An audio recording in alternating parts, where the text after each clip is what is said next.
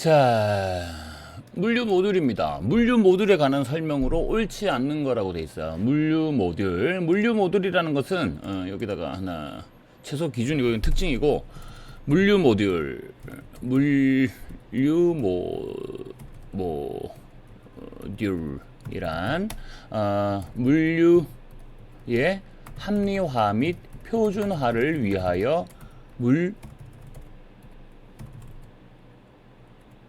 물류 시스템의 각종 요소의 치수를 수치적으로 관련시키기 위한 기준 척도다. 이게 이제 산업표준에서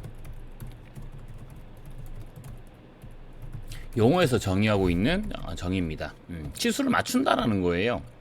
딱 맞추지는 못하겠지만 배수 치수라던가, 예를 들면 1m를 기준으로 해버리면 다음에 내가 한 4m짜리를 만들면 4배만 하면 되죠. 단위화가 되는 거예요. 근데 내가 만들 때 1.3m를 만들었어요. 1.3m는 4m가 안 돼요. 기준을 1.3으로 잡아버리면. 이런 논리가 어떤 논리냐면, 여러분들 이거 뭐 재밌을란가 모르겠는데, 우린 십진법을 써요. 십진법을 씁니다. 이진법도 있고 오진법도 있고 십진법, 아마 여러분들이 한 번쯤은 봤을 건데, 십진법의 단점은 뭐냐면 3등분이 안 돼요. 3분의 3으로 나누어지지가 않아요. 근데 3으로 나눠져서 우리가 유용하게 쓰고 있는 진법이 있습니다. 그게 60진법이에요. 60진법은 어디서 쓰느냐? 우리가 지금 시계 보면 60분이 1시간이 되죠. 이게 60진법입니다. 예전에 메소포타미아에서는 60진법 이런 걸 갖다 썼죠. 365진법? 365일이잖아요. 365일이 1년이 되잖아요. 그럼 그 365진법이 되는 거예요. 그러니까 하나가 또 다른 한 단위로 넘어가는 겁니다. 그런 거랑 되게 비슷한 거예요. 그래서 모듈화라는 게 이게 이런 부분이다, 이렇게 보시면 되고, 그래서 우리가 지금 보면 여기서 물류 모듈은 단위 적재 시스템을 완성하기 위한 필요한 최소한의 표준이다. 맞는 말이에요. 그죠? 그 다음에 단위 적재 시스템은 물류 표준화에서 시작된다. 그 표준화라는 부분 자체가 뭐 여러 가지 시스템 제도도 있지만, 기본적으로는 이 모듈화가 완성이 돼야 됩니다. 자, 물류 모듈의 치수 구조는 분할 계열과 배수 계열로 구분된다. 하나의 기준에서 안으로 들어갈 수도 있고요. 그리고 난 다음 뭡니까? 이제 뭐 확장될 수도 있겠죠. 그림을 보면 배수 모듈의 컨셉 같은 경우에는 우리나라 표준이 지금 보면 알겠지만 1.1m예요. 1.1m고 플러스 마이너스 오차를 갖다가 감안해서 1.140 정도를 갖다가 보고 있습니다. 요거를 가지고 그 다음보다 큰 거에다가 몇 개를 실을 수 있냐의 컨셉. 이게 배수 모듈이에요. 근데 분할 모듈은 뭐냐면 이 안에다가 몇 개의 박스를, 어떤 치수의 박스를 몇 개 넣을 수 있냐, 이 부분이라는 겁니다. 그래서 이 기준이 되는 이 물류 모듈 안에 몇 개의 상자를 넣을 수 있냐, 그거는 포장 치수, 그 분할 모듈에 관한 문제라고 그러면, 이 팔레트가 이거보다 더 큰 표준화된 공간, 컨테이너겠죠? 이런 데다가 몇 개가 실릴 수 있냐, 이거는 이제 배수 모듈에 관한 부분이라는 겁니다. 모듈이라는 거예요. 자, 물류 치수 구조는 분할 계열 치수와 배수 계열 치수로 있다. 맞다. 그러니까 이제 확장시키냐? 그러면 그 안에 마이너하게 축소시키냐? 이렇게 되고, 운송의 모듈화 대상으로는 트럭이나 화차, 컨테이너 선박 등과 같은 운송수단이 해당된다. 그죠? 이게 이제 배수 모듈은 거기다가 이제 운송의 모듈이라고 볼 수가 있어요. 그죠? 이쪽은 이제 분할은 포장에 관한 부분이다 볼 수 있고, 분할 계열 치수, PVS, 플랜 뷰 사이즈, 이게 뭔데요? 우리가 배웠던 평면 치수입니다. 평면 치수라는 거는 산업표준에서 기억나요?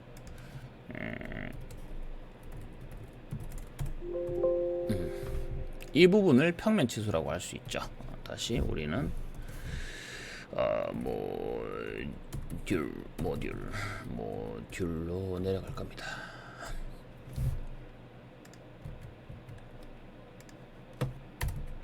평면 치수, 그죠? 여기 평면 치수는 기준으로 한 치수가 된다, 이렇게 이제 되어 있는데, 이 기준 치수 같은 경우에 지금 보면 알겠지만은 PVS, 그죠? 1.140, 1.240을 의미한다, 이렇게 분할 계열, 그죠? 근데 재밌는 거는 분할 계열에서는 이 부분 자체가 말이 틀린 게, 이 기준을 이게 뭐라고 설명을 하지? 1.1m예요. 왜냐면 우리 산업 표준이 T11이라고 했잖아요. 산업 표준이 팔레트의 표준이 팔레트 표준이 원래는 T11이라고 이게 이제 1.1m 곱하기 1.1m예요. 그런데 문제는 이게 이제 보통 처음에 어디서 제일 많이 썼냐면요. 우리가 이제 일본, 대만, 한국 쪽에서 이걸 갖다 많이 썼었어요. 근데 T10이라는 부분 자체가 이제 오히려 더 이제 유럽이라던가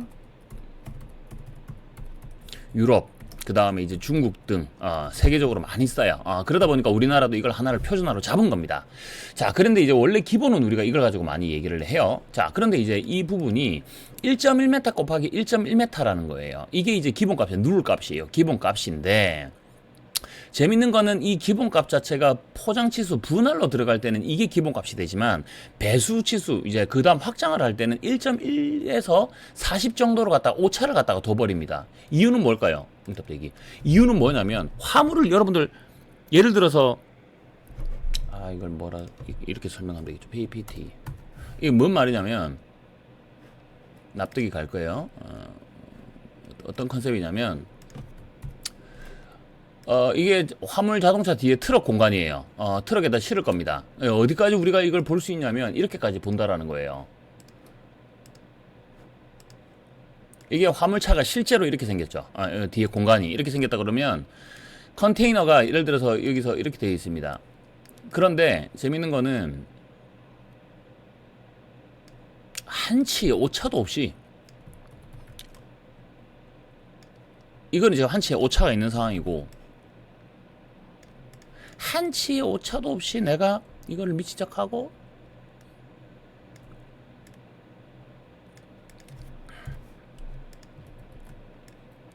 이러면 한치의 오차도 없이 깍 들어가죠. 이걸 약간 키우면 되겠다.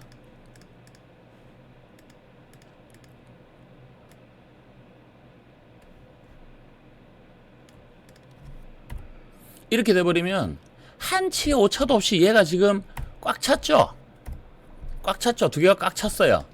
이래 만들어가지고 운송수단에 어떻게 실을 건데요? 어떻게 뺄 거냐라고 꽉 끼었어.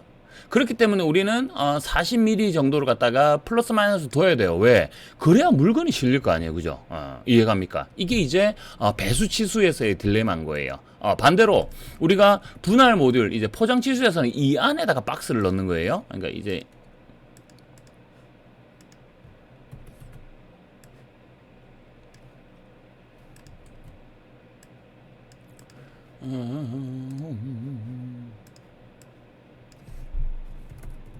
적재함의 이슈라 그러면 그죠? 이게 이제 적재하는 공간의 이슈라 그러면 팔레트의 이슈라는 겁니다. 이것도 당연히 윤곽선 색깔을 파란색으로 두면 대충 컨셉이 맞아지겠죠. 이 파란색이 이 파란색이라는 겁니다. 이거였나? 색깔도 안 맞아지네. 이거였나? 이 파란색이 이 파란색이라는 거예요. 결국 이게 들어가서 이게 된다라는 거죠. 그죠? 그죠? 이렇게 되는 거고. 이 팔레트 위에 또 다른 상자들이 실릴 겁니다. 근데 이 팔레트 위에 상자가 실리는 부분에 대해서 우리가 이렇게 간격을 둘 필요가 있냐라는 거예요. 이해가죠? 이거는 어떻게 해야 돼요? 박스는 색깔을 노란색으로 두고 꽉 맞아야겠죠. 한치의 오차도 없이. 그래야지 가장 이상적이잖아요. 꽉 맞아야 돼.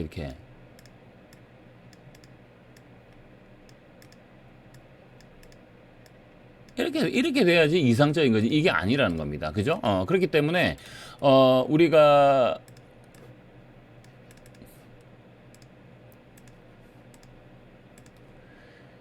이게 배수치수에서는 맞는 거고 이게 이제 분할치수 포장에서는 얘가 맞다라는 거예요. 그죠? 그리고 난 다음에 뭐 이래까지 설명했는데 모른다 하면 어쩔 수 없죠. 땡. 이건 땡.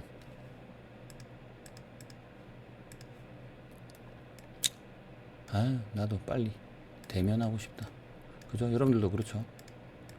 이거 같이 하면서 해야 재밌는데 이게 혼자서 계속 이거 영상 보고서 이렇게 하니까. 이건 땡.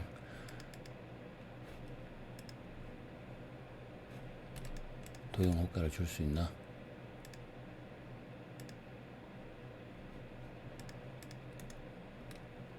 도형서식 땡. 땡. 저 이런 거에다가 신경 많이 써요. 예.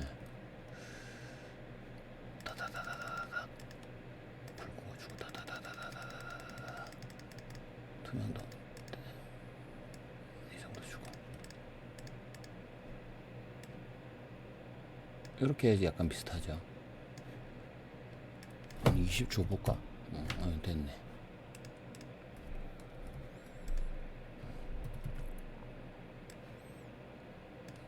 앞에다가 이걸 잘 써야 되죠. 배수 모듈 오차 감안 해야 된다 이 말이고, 배수 모듈의 이슈라는 겁니다. 그죠? 분할 모듈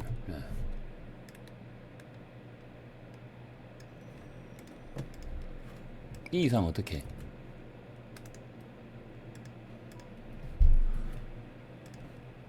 그래서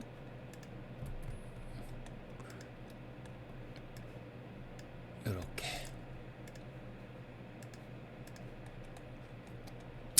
자, 그래서 이 부분 자체는 1.1m였으면 분할 이건 배수로 바꾸던가 아니면 1.1m라 바꾸던가 하면 답이 된다는 겁니다. 뭐 이거는 뭐 다 옳은 말들이에요.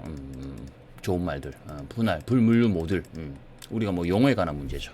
요 정도를 갖다가 이해하시면 되지 않을까 싶습니다. 분할 모듈 시스템.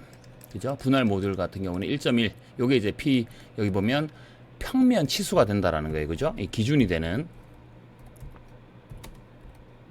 평면 치수가 된다. 이렇게 이제 볼 수가 있습니다. 그리고 요건 각각 읽어보시면 제가 무슨 말을 하는지를 아마 알 겁니다. 그래서 여기 지금 나와 있는 평면 플랜 뷰 사이즈 같은 경우에는 분할 계열과 이게 다르게 적용되고, 여기 지금 보면 넷 유닛 로드 사이즈라고 되어 있는데 이게 이제 이걸 갖다가 이쪽 PVS를 여기다가 적용시킨다고 그러면, 그죠? 여기 지금 보시면 알겠지만은 이쪽으로 가는 부분이기 때문에 1.1m를 갖다가 가져가면 되겠죠. 그 다음에 플랜 뷰 평면 지수 양쪽 끝에 전부 다를 갖다가 포함한 부분, 화물 적재를 하기 위해서 요 끝을 다 감안해 가지고 넣고, 그 다음에 플러스 마이너스를 감안하는 거죠. 예. 그 부분입니다. 그 실제로 실릴 때는 물건이 실리면 어떻게 실릴까요? 이런 상황이라 그러면 이거 날아가면 안 되는데. 실제로 화물이 실릴 때는 여러분들 금방 이제 누를 값이랑 봐서 알겠지만은 앞에서 볼게요. 이게 팔레트예요. 팔레트가 이제 뭐 이렇게 돼버리면 중간에 이제 여기 이제 포크레인을 찍을 게 뭐 구멍 2개짜리가 있고 구멍 3개짜리 있는데, 보통 막 이렇게 들어가요. 이렇게 이제 이렇게 해가지고 도형 채우기 없음.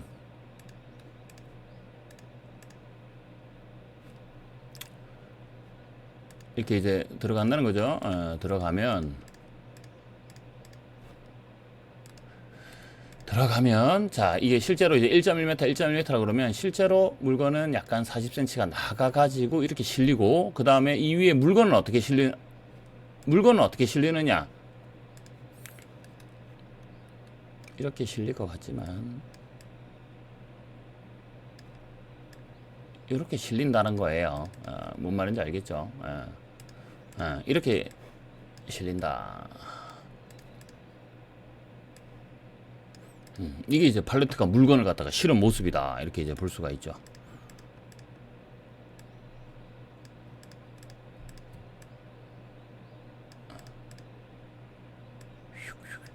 이렇게 간다. 이것도 하나 넣어 놓을까요? 이게 뭐라고? 이렇게 실린다. 이 컨셉. 아시겠죠? 이렇게 이제 보시면 되겠습니다.